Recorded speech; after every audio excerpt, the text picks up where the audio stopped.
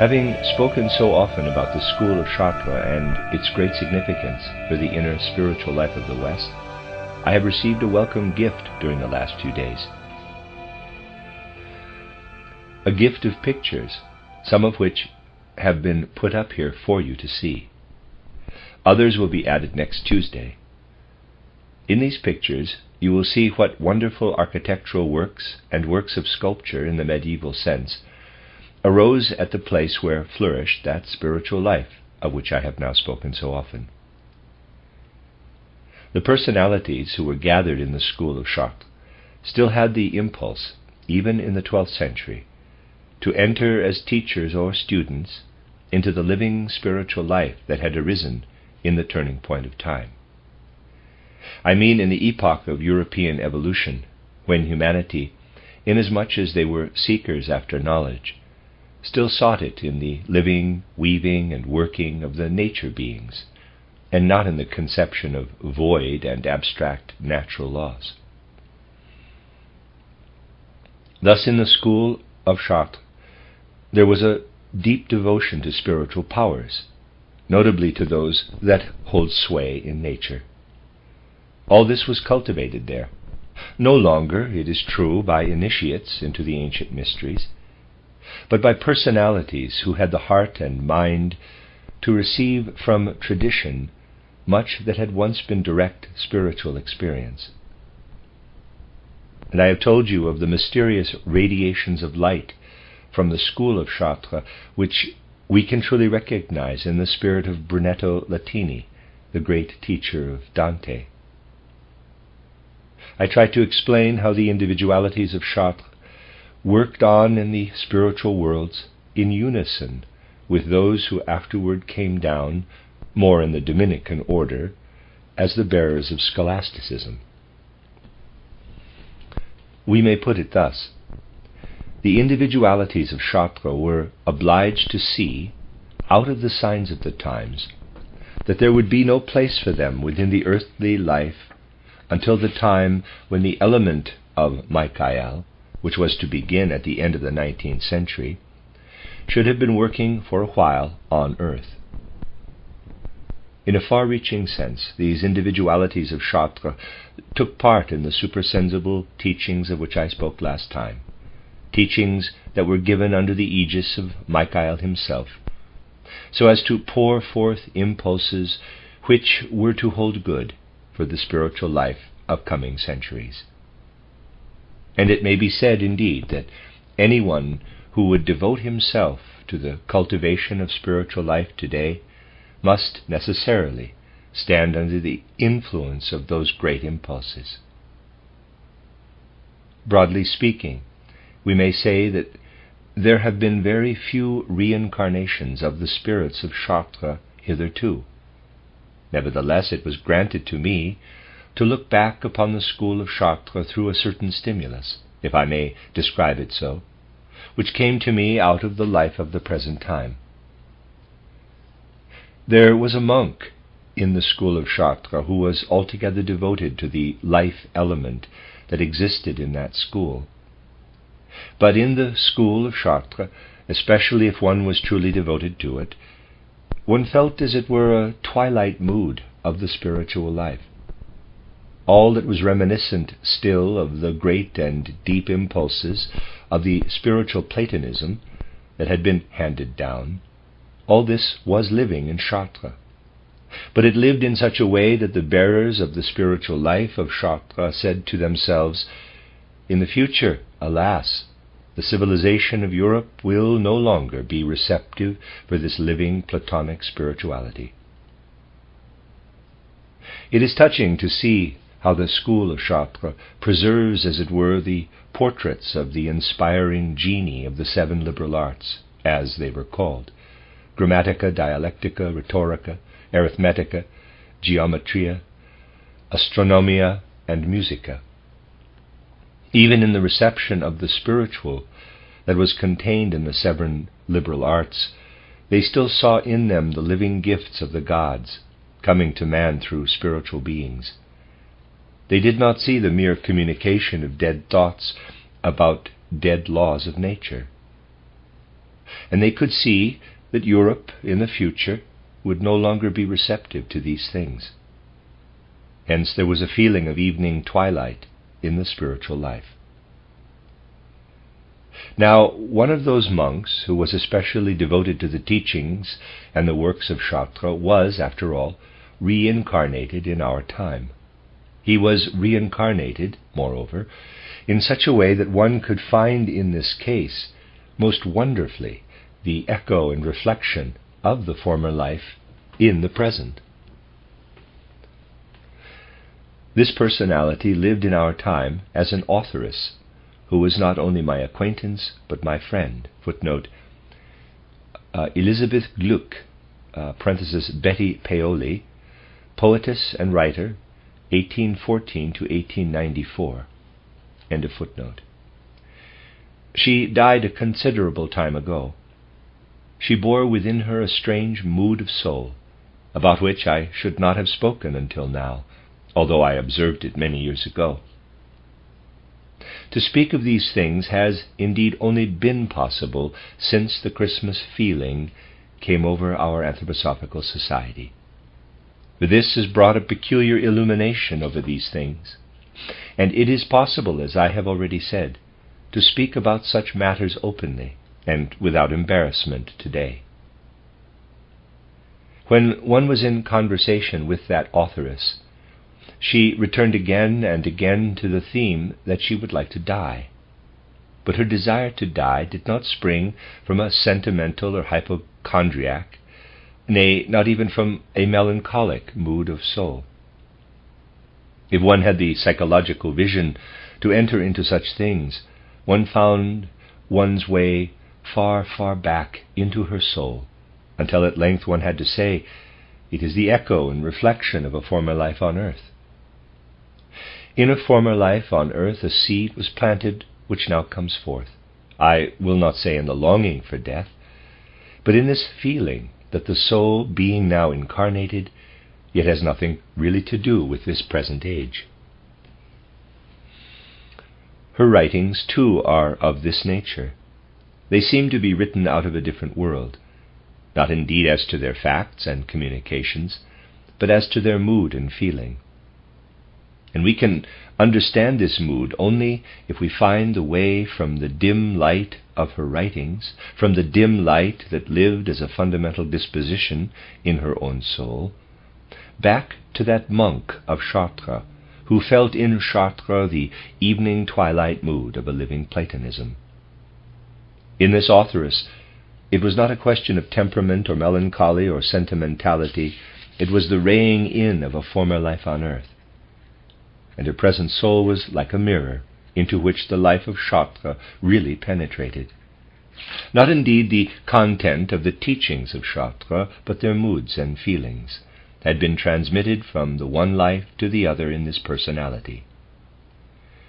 Transplanting oneself into these moods and looking back, one could receive in them, as it were, spiritual photographs of the personalities who are also to be found by direct spiritual research in the worlds where they now are, the personalities who taught in Chartres.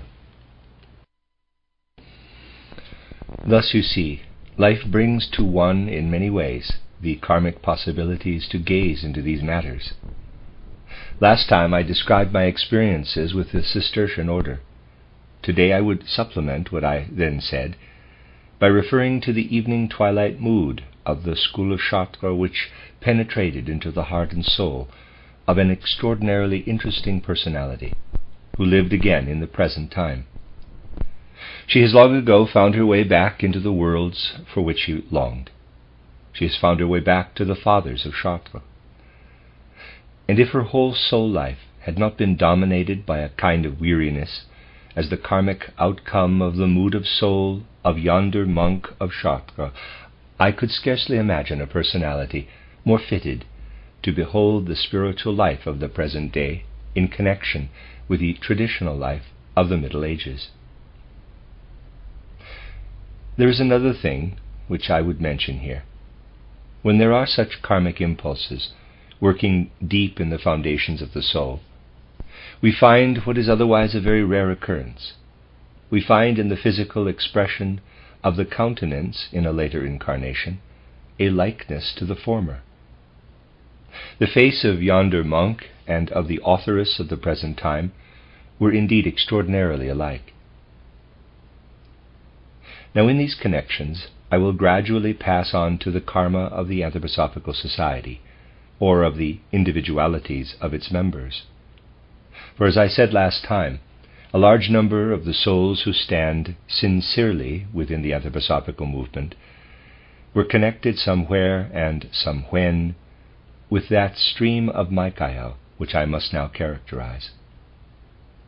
You will remember all that I have said in this connection about Alexander and Aristotle, and about the events in supersensible worlds at the time when the 8th Council in Constantinople took place here in this world of sense. You will remember what I said of the continuation in the spiritual and in the physical of the life of the court of Harun al-Rashid, until at length I spoke of that supersensible school which stood under the aegis of Michael himself. Deeply significant was the teaching of that school. On the one hand, it pointed again and again to the connections with the ancient mysteries, to all that must now come forth once more in a new form from the content of the ancient mysteries, to permeate modern civilization with spirituality. On the other hand, it pointed to the impulses which souls devoted to the spiritual life must have for their work into the future. And we know that from an understanding of the spiritual stream, we may also come to understand how Anthroposophy, in its real essence, signifies the impulse for a renewal, for a true and sincere understanding of the Christ impulse. For in the Anthroposophical movement we find two kinds of souls. A large number of them have partaken in those currents which were, so to speak, the officially Christian ones in the first centuries. They witnessed all that came into the world as Christianity, notably in the times of Constantine and immediately after him. Many of those who approached Christianity with the very deepest sincerity at that time, and received it with inner depth and penetration, many of them are found in the Anthroposophical Society today, with a deep impulse toward an understanding of Christianity. I do not mean so much the Christians who followed such movements as that of Constantine himself. I rather mean those Christians who claimed to be the true Christians, who were distributed in different Christian sects. In those Christian sects we find many of the souls who today approach the Anthroposophical movement sincerely, though often through subconscious impulses, which the surface consciousness may even largely misinterpret. But there are other souls. There are those who did not partake directly in that development of Christianity.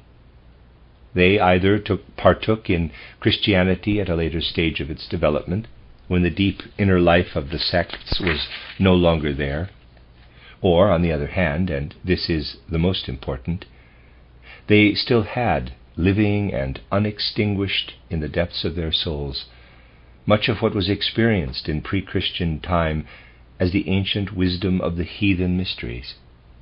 They too often partook in Christianity, but it did not make so deep an impression upon them as upon the other souls described before. For there still remained alive in them the impression of the teachings, the rituals and practices of ancient mysteries. Now, among those who have entered the Anthroposophical movement in this way, we find many who are seeking for the Christ in an abstract sense. The other souls above described are happy, so to speak, to find Christianity once more within the Anthroposophical movement. But many of the souls I now mean grasp with real inner understanding the cosmic Christianity which Anthroposophy contains. Christ, as the cosmic spirit of the sun, is taken hold of most especially by the souls, and they are very numerous in the Anthroposophical movement, in the depths of whom much is still living, of what they underwent in connection with ancient heathen mysteries. Now, all this is deeply connected with the currents of the whole spiritual life of mankind in the present time. I mean the present time in a wider sense, reaching over decades and centuries. Anthroposophy, after all, has grown out of the spiritual life of the present time, and though in its contents it has nothing directly in common with this spiritual life, karmically it has grown out of it in many ways. We must turn our eyes to many things which do not apparently belong to what works in anthroposophy directly, if we would include in our spiritual horizon all that partook in the different streams I have mentioned.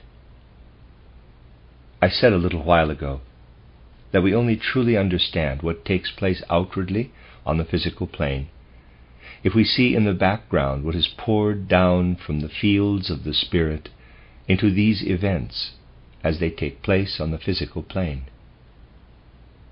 We must regain the courage to bring into our present life that feeling of the ancient mysteries. We must connect the physical events not merely abstractly with a vaguely pantheistic or theistic or whatever spiritual life. We must become able to trace the detailed events, nay, more, the inner experiences of men within these events, to the spiritual source and background. We are led to do so, among other things, by something that belongs to the deepest tasks of the present time. For in the present time we must seek again for a real knowledge of man in body, soul, and spirit, not a knowledge rooted in abstract ideas or laws, but one that is able to look into the true foundation of the human being as a whole. To gain such knowledge, man must be searched through and through in his conditions of health and sickness, and not in a merely physical sense, as is customary today, for then we should not learn to know the human being. By merely physical knowledge, we can never learn to know what works so deeply into the life of man, determining his destiny, his unhappiness, his sickness, his abilities or absence of abilities. Karma in all its forms, this we can only know if, from the starting point of the physical, we can trace the spiritual life of a man and his inner life of soul. How do people work in the ordinary scientific striving of today? They study the human being quite externally, as to his organs and vessels, his nerves, the vessels of the circulation of the blood, and so forth. But when the health and sickness of man are studied in this fashion, one cannot find the spirit and soul in all these things. Indeed, the anatomist or physiologist of today may well speak in the words of a famous astronomer of the past, who, in answer to a question which his sovereign had put to him, replied, quote, "I have searched through the whole universe, through all the stars and all their movements, but I have found no God." Close quote. So said the astronomer. And the anatomist or physiologist of today would say, quote, "I have searched through them all, heart and kidney, stomach and brain, blood vessels and nerves, but I have found neither soul nor spirit." Close quote. All the problems and difficulties of modern medicine, for example, are subject to this influence. And all these things must be dealt with in the Anthroposophical movement today, according to the tasks which are placed before it. In general terms, these questions must be unfolded before the Anthroposophical Society as a whole. In detail, they must be treated in an expert way within the several groups. Thus, for example, I am now speaking on pastoral medicine to a group who are prepared for it by training and profession. Here we must seek the way into those great connections which proceed in the last resort from the workings of the streams of karma. In time to come it will be seen how pathology and therapeutics, how the observation of man in sickness and disease will make it absolutely necessary to enter into the deep questions of the soul and spirit.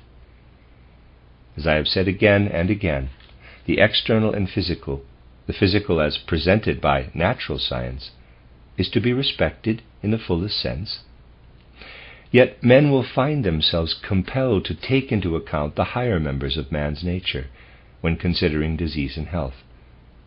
This will be seen in the book on which my dear fellow worker Frau Dr. Wegmann and I are working together, on the subject of man in health and in disease, footnote, entitled Fundamentals of Therapy, an extension of the art of healing through spiritual knowledge, by Rudolf Steiner, Ph.D., and Ida Wegmann, M.D., Zurich. English translation by George Adams, published by Rudolf Steiner Press, London. End of footnote.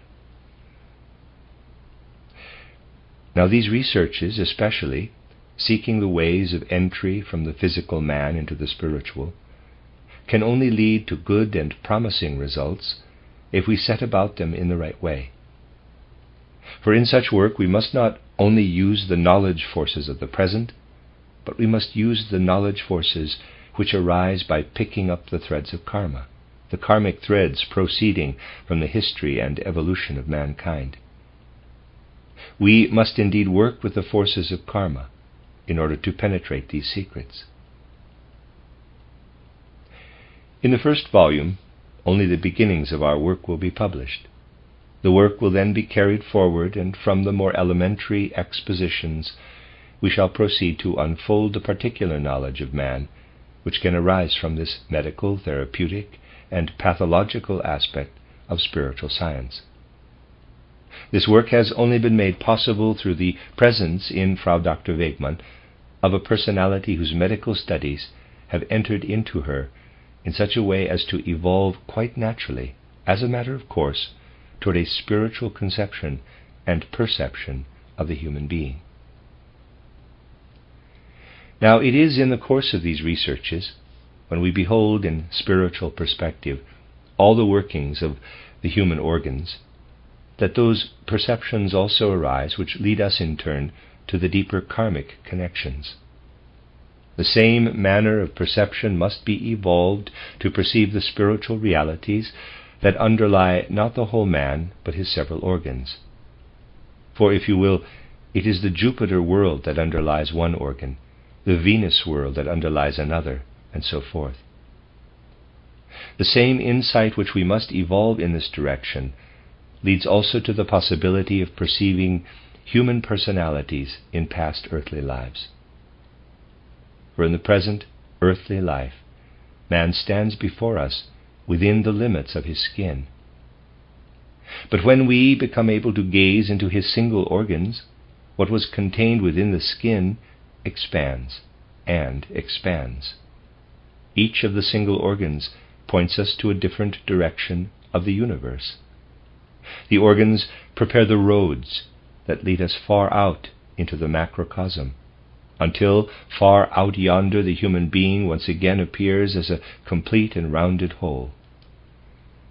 It is the human being built up once more in the spirit, having transcended the present form, the form that is enclosed within the skin. It is this that we need. For the sum total of the human organs, which even physically is altogether different from what the present-day anatomist or physiologist conceives, when we trace it out into the cosmos, leads to perceptions which correspond in turn to the spiritual perception of the former earthly lives of man. Then we experience the inner connections that shed their light upon the evolution and history of mankind, explaining what is physically there today. For in reality the whole past of human beings lives in the present time, yet the vague and abstract saying by itself is of no avail. Materialists too will say the same. The point is to perceive how the past is living in the present. And of this I would now give you an example which is in itself so wonderful that it called forth in me the greatest imaginable wonder when I first came to it as a result of spiritual research. And many things which I have said before must now be rectified, or at any rate must be completed by that which I shall now set forth. You see, for one who studies history with feeling for its inner meaning, a certain event in the first centuries of Christianity is wrapped in the atmosphere of a strange mystery. We see on the one side a personality of whom we may well think that in his inner life he was little fitted to take hold of Christianity, or to make it what it then became, the official Christianity of the West. I mean the Emperor Constantine, of whom we have so often spoken. Then, side by side with him, not literally of course, but gazing back into that age from a considerable distance in time, side by side with Constantine we see Julian the Apostate. Julian the Apostate, he of a truth was one in whom the wisdom of the mysteries was living, as we may know. Julian the Apostate could speak of a threefold Son. Indeed, he lost his life through being regarded as a betrayer of the mysteries, because he spoke about the threefold Son, S-U-N. Of these things it was no longer allowed to speak in his time. Still less would it have been allowed in earlier times. But Julian the Apostate stood in a peculiar relation to Christianity. In a certain sense we must again and again be surprised that the genius, the fine spirituality and intellect of Julian was so little receptive to the greatness of Christianity. It was simply due to the fact that in his environment he saw very little of what he conceived as a true inner sincerity, whereas among those who introduced him to the ancient mysteries he found great sincerity, positive, active sincerity. Such was the case with Julian the Apostate. Yonder in Asia he was murdered. Many a fable is told about the murder. The truth is that it took place because he was regarded as a betrayer of the mysteries. It was a murder altogether prearranged. Now, if we make ourselves to some extent acquainted with that which lived in Julian, we cannot but be deeply interested in the question, how did his individuality live on in later times? For his was a peculiar individuality, one of whom it must be said that he would have been better fitted than Constantine, better than Chlodwig and the others to make straight the ways of Christianity. Chlodwig is spelled C-L-O-D-V-I-G, end of aside. This lay inherent in his soul. If the time had been favorable, if the conditions had existed, he could have brought about out of the ancient mysteries a straightforward continuation from the pre-Christian Christ, the true macrocosmic Logos, to the Christ who was to work on within mankind after the mystery of Golgotha. He was indeed a vessel well prepared. Strange as it may sound, we find it so, if we enter into his true spirit. We find in the foundations of his soul the true impulse to take hold of Christianity, but he did not let it emerge. He suppressed it, misled by the stupidities which Celsus had written about Jesus. It does indeed happen now and then that men of real genius are led astray by the stupidest effusions of their fellow men.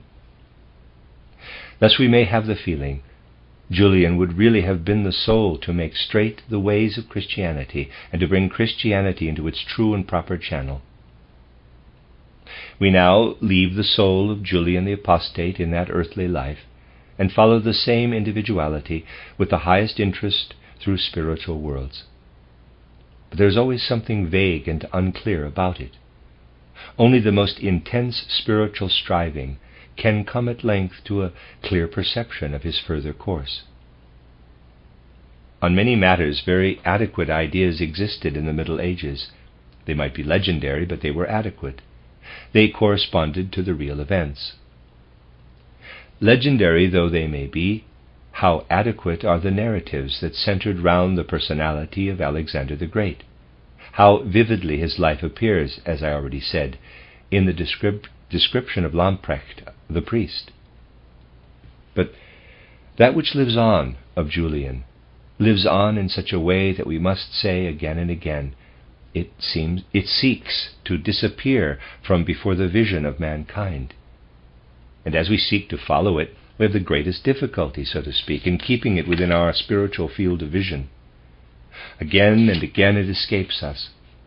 We trace it through the centuries into the Middle Ages, and it escapes us. But when at length we do succeed in following it to the end, we land at a strange place. which, though it is not historic in the proper sense, is in reality more than historic. We come at length to the figure of a woman in whom we find again the soul of Julian the Apostate. It was a woman who accomplished an important deed in her life under the impression of an essentially painful event. For she beheld not in herself, but in the person of another, an image of the fate of Julian the Apostate, inasmuch as Julian the Apostate went on a campaign to the east, and there lost his life by treachery. The woman whom I mean is Herzeleide, the mother of Parsifal, who was an historic character, though history itself tells nothing of her. In Gameret, whom she married and who lost his life through treachery upon an eastern campaign, she was pointed to her own destiny in the former life as Julian the Apostate. This went deep into her soul, and under this impression she achieved what is told to us in a legendary way, yet it is historic in the truest sense, of the education of Parsifal by Herzeleide. The soul of Julian the Apostate, who had remained thus in the depths, and of whom one would believe that it should have been his very mission to prepare the right way for Christianity, this soul is found again in the Middle Ages in the body of a woman who sent out Parsifal to seek and to find the esoteric paths for Christianity. Mysterious like this and full of riddles are the paths of mankind in the background, in the foundations of existence. This example, and it is strangely interwoven with the one which I already told you in connection with the School of Chartres, this example may make you realize how wonderful are the paths of the human soul and the paths of evolution for all mankind. We shall continue speaking of it in the next lecture, when I shall have more to say of the life of Herzeleide and of what was then sent forth physically in Parsifal. I shall begin next time at this point where we must break off today.